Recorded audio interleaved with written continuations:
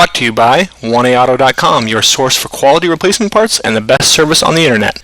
This is part 2 of 2 in a 2-part video about replacing the rear brakes on a Ford Explorer. Please check our other videos for the first part of this video. Go ahead and press it and release it. You can see that it now moves independently. Press it again and release it. And that's how you want it to work.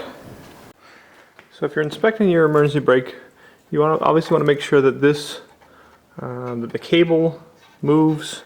So have somebody press the brake and watch the cable. Make sure the cable and the arm moves, and then the shoes should spread out when that happens. You can adjust your brakes. So down here, you see this little star shaped. That actually, there's a slot right here that you can reach a screwdriver through and adjust that, although most of them are like this one, frozen up. So I use a little bit of penetrating oil again, let it sit for a while, see if you can get that to move so you can adjust it. As far as these shoes, you can see that they look pretty thin, but these are emergency brake shoes. So really all they do is hold the car in place. They don't do really any braking, so they don't need much pad. There's almost never a reason to replace your shoes. Just a matter of making sure that everything's working freely and they're providing the emergency brake function. But if you did want to replace them, there's clips here. You push down, okay, you can see this little tab right here. You would push those clips down on each side, okay, and then remove these springs, and then the shoe would basically the shoes would come apart and off. Ready to put them back together. I'm just going to show you parts from 1A Auto. You're going to go right on just like the original. Okay. Again, like I said, the brakes on this vehicle are fine, so I'll put the original stuff back together. So we'll put our disc back on. Get pressed back on when you put the wheel back on and tighten the lug nuts up. And then put the pad back in.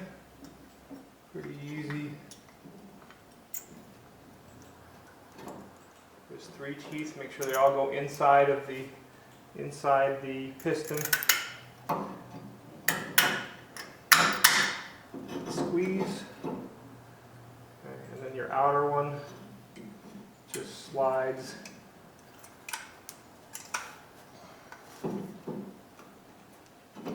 down on.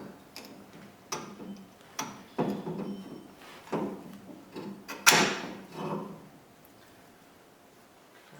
and then what you want to do is you need to pull this slide out some, and you want to make sure these slides are in good shape. They need to be nice and free like these are. Okay, and if they're not, what you'll want to do is just pull them right out, clean them up, okay, and put a little grease on them, and then get them through the boot. Push it back in, pull that boot over on this side, and then make sure that they're sliding back and forth well. Another important thing to do is there's some stainless steel slides here that the brake shoes slide on. Make sure you use a wire brush and clean those up. Okay. There's also one here. Mine's actually broken, so I'll have to clean it up and then put it on there before I put the disc together. On these slides, I just put a little tiny bit of grease. I'll put this one up and kind of hold on to it.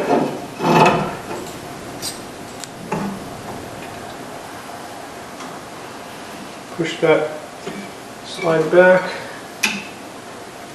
right down and on. And now put our 10mm bolts back in.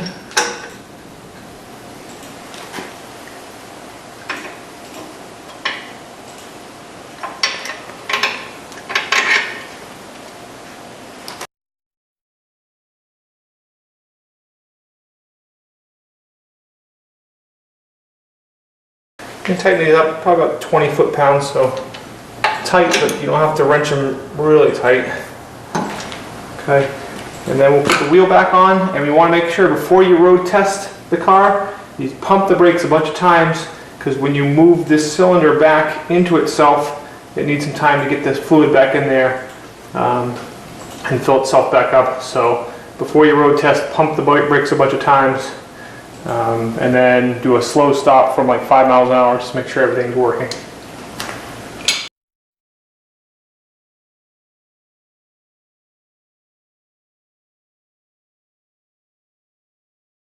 Okay, and now I'll tighten these up to about usually about 90 foot-pounds and use a star pattern.